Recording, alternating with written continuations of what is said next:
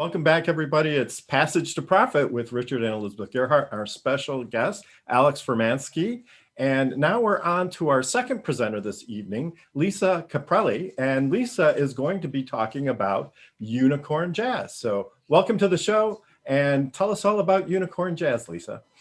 Thank you very much for having me. You have excellent guests today. It's just an amazing show. I can't wait to get it out to the world and the great work that you all are doing. So Unicorn Jazz started with IP in mind. I actually had a business background, 25 years in marketing, branding, and PR. And I helped many, as Alex and Sarah and you all, the Gerhardts, is when you're passionate and you believe in something. And as I represented clients over the years, I found that I would help them get their idea, shown to the world and become successful. That's what we do that for business. You're solving a problem, you have something unique like we all have.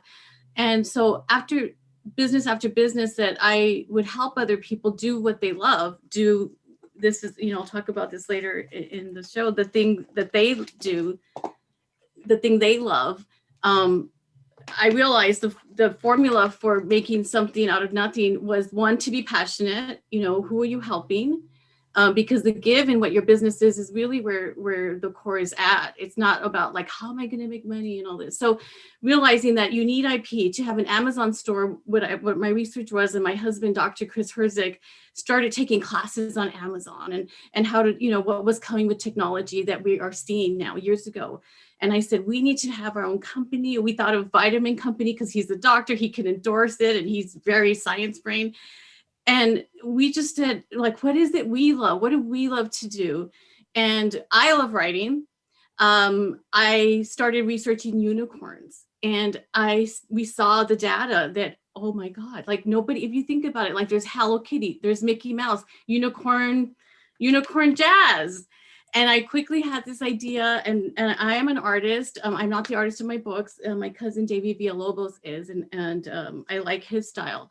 I went and drew a unicorn, and I said, and I needed unicorn something like, Mickey Mouse, Hello Kitty. And I wanted to create an IP for what I was going to create in my vision. And I'm on a whiteboard with my husband, thankfully sometimes he just nods like, and believes in me. And almost everything we vision with changes has happened since our idea 3 years ago. And I said, like unicorn jazz, my niece's name is Jasmine. She was adopted by my sister from Russia when she was a baby. And she's, when you create characters, I often tell kids when I go into schools, when they ask me, how do you get the names? I said, I use names that are people that I think that I like, that I want the kids to like, that have a personality that you can draw from. And so that was going to be, Jasmine shortened for Jazz, because I wanted to bring personality of her bubbly personality as a child into the character. So Unicorn Jazz, what's special about her, and she's been named the most unique unicorn in the world, is she has a musical note for a tail. Oh, and that's the trademark. That's the trademark. So cool. And I immediately, and Davey and I, my cousin, who was his dream to be a published illustrator, and I said, if you help me with this, I will help you. And he's doing all kinds of stuff. We're having so much fun. Lisa, so I noticed that you got a trademark on Unicorn Jazz. That is such a cool name. Yeah. And because I love jazz. You can't ever forget it, and, right? and so Unicorn Jazz was just absolutely fantastic. So I went to your website, and the kids are singing a song, and it's really engaging. Can you tell us about that? What is that? The Thing I Do, is that? The Thing I Do is that came later, and COVID accelerated that, and in a good way. So with Unicorn Jazz, the first book, which she's Unicorn Jazz is the shy unicorn that moves to a new land, and with her animal friends and family, and she feels like she doesn't belong. And every one of us can feel that way at one time or another, especially as children. I felt that way. So a lot of shy, I was the shyest one in the whole school. And I wanted her to have a special talent, which we all do. That's the thing we do. And I wanted to introduce her story in here. And she feels like she doesn't belong, and she moves to animals. Again, all animals are real. And at the end of the story, when I read it to kids, I talking about imagination, like what Alex does in creating characters to life, I stop and tell them a unicorn isn't real, but look how much we give emphasis on wanting to believe it with headbands and all kinds of stuff, right? So I said, what would a book be without a song? Because being a mom myself, I always sang to my kids. I'm not a good singer like her character friend who believes in her with the crow, but I still sing anyway. And so we put a song throughout this one called the Unicorn Jazz Friendship Song. Be happy with your light. You are bold. You shine so bright. So like Lisa, golden that's great. I had a question. So I went and watched your TV show. So this is blown up. It's not just a book anymore. It's a whole bunch of different stuff. But I loved your TV show. I was telling you before we started, I was going to just look at it for a couple minutes, and I kind of got hooked. I got hooked on it too, by Yeah. the way. And I'm going to be singing that thing I do. yeah, Once I love- figure it out, I'm going to be singing about it. but So the question I have for you about that show is you had different people on there and you had different kids on there. It was really a great mix. So do random kids get to come on your show? Like, can anybody come on it, or do they have to know you? anyone. It's curated content. We pick and go through. I have a small team, and the song you're talking about is what is the thing you do. Everyone has something that makes them special. Everyone has something they like to do. Can you guess the thing I do? And it's based on this new character we introduced called Treziki, named after my son, because my son wanted nothing to do with a unicorn. I wrote him into the story. And he has if you saw the little kid basketball, he agreed to give me 7 words, because he's very particular about helping. But and so we incorporated into this story the thing I do, which is meant for all ages and showcasing that we all have a special talent. And I love bringing out the talents of everybody, and teamwork makes a business happen. that is such a good idea. I'd like to welcome Kenny Gibson to the show. She's our iHeart person, and she's normally here from the beginning, but she's making a cameo appearance today. Kenya, do you have any questions for Lisa? I do. And I think what you're doing is wonderful. I was one of those shy kids, believe it or not, very shy in school. And I don't believe that, Kenya. it's I was funny shy too, by the way. Yeah. My mother doesn't believe it either, because sometimes she looks at me, she's like, who are you? Because I was such a shy kid, and very insecure, and had a lot of I don't know, issues with trying to figure out how to fit in right in school. And I love what you're doing with your platform, because I feel like it's teaching kids coping skills and identifying their strengths early on. So I'm curious, do you have any plans, or do you work with any, like, I don't know, child therapists or kids who are kind of going through issues and who have professional needs to kind of partner? Yeah, being that I have a platform where schools across the world, I started this Read Across America this year, going virtually into schools and being a voice to inspire kids with the stories and messages that if you think about it, back in 1st grade, we all grew up with picture books and stories that resonated with us. This book's about kindness and bullying and not being a bully, but helping other kids. So with social emotional learning, as my books have been categorized, I have a background in social psychology. So I studied, I think because I was the quiet one not talking, I'm watching and observing, which was a great skill. So I always tell kids who, to recognize that our personalities, embrace them. Like the shy kid, you should be friends with her, she or him, but I love the extroverted, more popular kids per se, but it's that we all need each other. And that's been my life's work, is that we all need each other, and to help each other. The thing I do is the show is which we created since the pandemic, when my author in-person visits to schools stopped, and I was reaching 300 to 1,000 kids a day, nonstop, giving valuable messages, doing writers' workshops, all these. They kept asking me, can you teach this and that? And I would say yes. And the social emotional aspect that you talked about, like working with therapists, I would love to work with more, because I do need a growing team. So the thing I do since the pandemic, and the show is a modern day Sesame Street meets Mickey Mouse Club kids, which we have come in. Kids have reached out to us through Instagram, and said, how can we support your show? And that's how it has developed.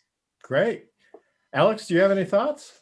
Yeah, so I'm really impressed that you took an icon, this unicorn, and you built a full brand around it, right? It's not just the storybook.